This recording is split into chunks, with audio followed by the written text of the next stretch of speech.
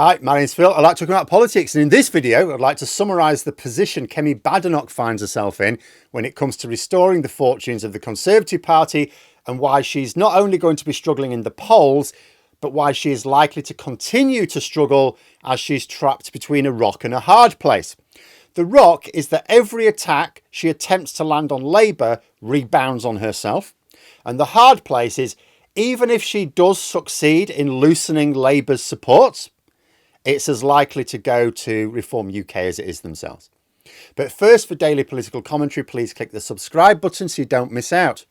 So, do you know what? I'm going to actually be charitable to begin with towards Badenoch and explain how some of the reporting of the polling in the papers is actually being unfairly harsh on her.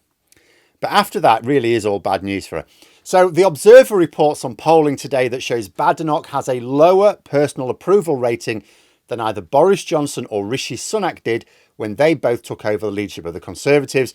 And bear in mind, neither of those leaders managed to last through a whole parliament. But comparing stats like these always needs context. Boris Johnson took over from Theresa May when she was politically dead and buried, suffering historical defeats in the Commons as even her own party voted against the government's box office legislation. Boris Johnson was a charismatic TV personality in most people's minds, so the contrast was very favourable towards him. And then Rishi Sunak took over from Liz Truss, who had caused so much instant damage that even non-political members of the public sat up and took notice as she crashed out of office, becoming very comfortably the shortest serving Prime Minister in a British history going back centuries. Whereas Badenoch has taken over the leadership from Sunak after the party had suffered an absolute mauling at the election, so much so that much of the public don't even think of the Conservatives as being relevant right now.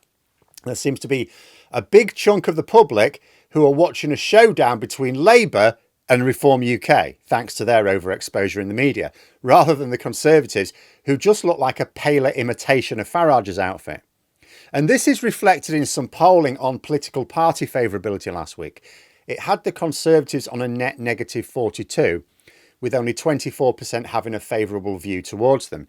Now you compare this with Reform UK on negative 29, with 29% having a favourable view, and Labour on negative 25 with 33% having a favourable view. Now, the Conservatives have the lowest percentage of don't knows as well. 66% have an unfavourable view of the party. That's a really bad position to start in. So it's probably not actually fair to compare Badenoch's favourability with that of Johnson or Sunak at the same point, because the public was still willing to give the Tories a chance back then. They're a lot more dismissive now. And in terms of mixed results, Badenoch's favourability rating is lower than that of either Nigel Farage, Keir Starmer or Ed Davey. But the good news for her is she has a huge pool of don't knows. Now, I always say when you look at favourability ratings, it's the don't knows which matter. So one advantage for Badenoch, if she's able to exploit it, there's a huge slice, almost half the public, who are willing to give her a chance. And it's easier to win over people who don't know whether you're good or not, because they're open-minded about it, than it is to get someone who doesn't think you're doing well to change their mind. See, that's the problem for Starmer and Farage. They've both got, the vast majority have a definite view about whether or not they approve of them, and quite a lot say they don't, and there's very few saying they don't know. Starmer, of course, is in a position to win people over by delivering. Farage will try to win people over by offering the easy answers, of course, but it doesn't really matter. He doesn't care. There are more than enough voters who already have a positive view of him for him to achieve his aims of forcing the Conservatives to morph into a far-right party if he keeps the pressure on. So if you're looking at these data as a strategist working with Badenoch, you'd actually say, you know, there's the potential here for her to become popular enough to, yes, lead a Conservative revival. However, that's where the good news ends. For her anyway, not for me. On a personal level, she has the potential to be mired in sleaze. We know that she admitted hacking Harriet Harman's accounts many years ago, something that could have seen her go to prison had there been an investigation and prosecution at the time. Now her campaign website's been flagged by CCHQ for users being at risk of malware if they access it. So during the leadership contest, it was revealed that there was some incredibly racist language being propagated in a WhatsApp set up by her team to support her campaign. The Tory, and also the campaigners insisted that Kemi Badenoch was reading all the comments. Well, some of the comments were horrendous. You know, the Tories ideally need a leader who is not mired in sleaze, and preferably one who hasn't admitted to serious crimes as well. And then there's the general strategy of winning back public confidence. At a simple level, there's two obvious things you need to do. The first is that the Tories have to promote policies which the public will believe are going to make life better for them. The second is that they have to undermine the credibility of Labour's policies. The stark reality for the Tories is that the public saw the destruction they caused, so the default position right now is the Conservatives are bad in government. If Labour look like they're actually improving things, voters aren't going to go back to the Tories. So Labour have to be seen as failing, if anything, worse than the Tories. And in this, the Conservatives have got three huge advantages. The first, of course, is that Donald Trump is going to do his best to crash the global economy. They also have almost the entire mainstream media attacking Labour policies, sometimes fairly, mostly not. And Labour are really bad at defending themselves against the media, like stupefyingly bad. But the Conservatives have got problems as well. First, voters do not just flip between Labour and the Conservatives as they used to. I think a problem that the Conservatives have, and actually to an extent Labour have as well, is they have too many people advising them that learnt their craft 20 or 30 years ago, or from people who learnt it 20 or 30 years ago, and they're still in that mindset and they're not up to date.